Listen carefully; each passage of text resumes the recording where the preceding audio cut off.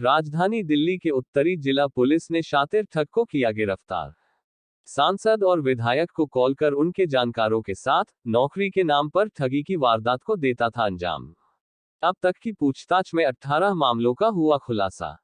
राष्ट्रीयकृत बैंकों में नौकरी दिलाने के नाम पर संसद सदस्यों विधायकों के जानकारों के साथ धोखाधड़ी करने के आरोप में साइबर नॉर्थ पुलिस स्टेशन की टीम ने एक शातिर ठग को गिरफ्तार किया। इस ठग के खिलाफ गुजरात, हरियाणा, पश्चिम बंगाल और बिहार में 5 एफआईआर दर्ज की गई हैं।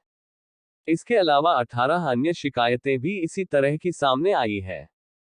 आरोपी ने 100 से अधिक सांसदों विधायकों के मोबाइल नंबरों पर कॉल करके उनके जानकारों के साथ धोखाधड़ी करने का प्रयास किया।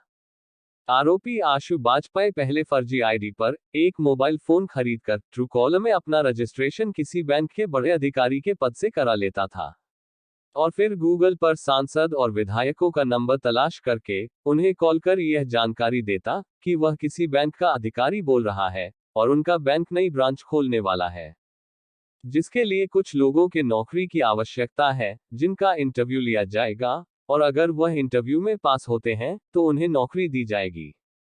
ऐसा सुनकर कई विधायक और सांसद अपने जानकारों को आशु बाजपेयी का नंबर दे देते और फिर रजिस्ट्रेशन और इंटरव्यू के साथ साथ कई अन्य चार्ज के नाम पर आशु बाजपेयी नाम का आरोपी उन लोगों के साथ ठगी की वारदात को अंजाम दे रहा था।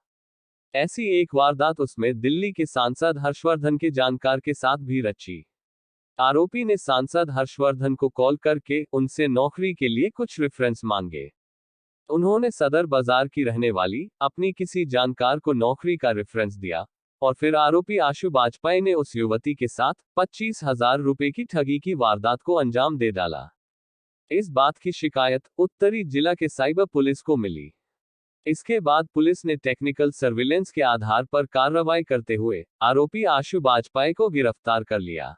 एमपी रहे हैं, उनके इलाके में ये फ़ोन करते हैं कि वेस्ट चंपारण में हमारी ये 4 ब्रांचेज़ में 6 ब्रांचेज़ में ओपनिंग्स हैं और मैं सीधा आपको इसलिए कॉन्टैक्ट कर रहा हूँ कि अगर आपकी कोई रेफरेंस वगैरह है तो हम मेरिट बेस्ड ही उनको चेक करेंगे और अगर वो ठीक पाए गए तो हम उनको नौकरी दे देंगे। ये लेजिटिमेसी के साथ जब वहाँ से मिनिस्टर साहब की कोई रेफरेंस अगर मिलता है तो आगे वो अपने जेन्युइन समझ के इसको कैंडिडेट इनके पास भेजते हैं। ये ऑनलाइन ही टेली कॉन्फ्रेंस पे ही उनको किसी को रिजेक्ट कर देता है, किसी को सिलेक्ट करता है, अपने हिसाब से देख लेता है। फिर उनको कोई प्रोसेसिंग फ़ी, कोई एग्जीक्यूशन फ़ी वगैरह के चलते चलते 25, 30, 40 हज़ार इतने से ठग के और अपना फ़ोन बंद कर लेता है, फिर नया फ़ोन लेता है। तो ये इस तरीके से हमारी जो सदर बाज़ार की जो विक्टिम है इनको इन्होंने ठगा। हमने जो साइंटिफिक जो है टेक्निकल ट्रेल के चलते इस शख्स को पकड़ा है। 3 इसके पास मोबाइल फ़ोन मिले हैं, 8 इसमें डेबिट कार्ड्स इसके से वाले से मिले हैं और 5 इसके जो सिम कार्ड हैं वो मिले हैं। 1,16,000 रुपये इसके जो अकाउंट्स में हैं वो हमने फ्रीज़ कर दिए हैं। 3,46,000 की जो मनी ट्रेल भी है हमें मिली है। टोटल 5 एफआईआर जो ऑल इंडिया में हरियाणा के टोहाना की है, जिसमें एक फतेहाबाद के एमपी हैं, एमएलए हैं, उनका केस, एक दिल्ली में मिनिस्टर ऑफ स्टेट हैं कम्युनिकेशन के, उनके जो है गुजरात में खेड़ा उनके किसी जानकार के कंप्लेंट थी नाडियाड वेस्ट थाने की, वो फिर हरियाणा में सोनीपत की, और दिल्ली में दिल्ली के एमएलए हैं सुल्तानपुरी, उनके रेफरेंस से एक साइबर रोहिणी में भी एक एफआईआर खुली है, और चंपारण जैसे कि मैंने बताया वेस्ट चंपारण की वो भी एक केस खुला है। 5 केस अभी खुले हैं। अभी 100 के करीब इसके और इसने बताया है कि इसने ठगा है।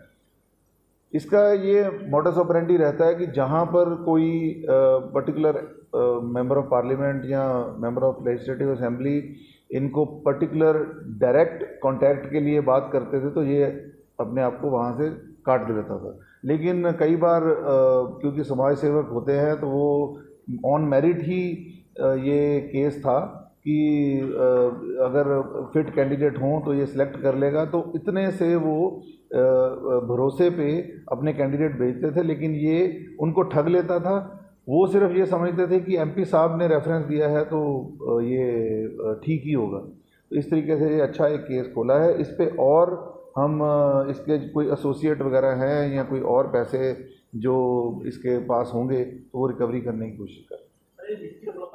पुलिस को उम्मीद है कि इससे पूछताछ के दौरान 100 से ज्यादा मामलों का खुलासा होगा और अभी तक नेशनल ऑनलाइन कंप्लेंट फोल्डर पर ऐसी 18 वारदातें की शिकायत सामने आ चुकी है और पुलिस की पूछताछ लगातार जारी है। दिल्ली से इंडिया वन टीवी के लिए विजय सिंघाल की रिपोर्ट।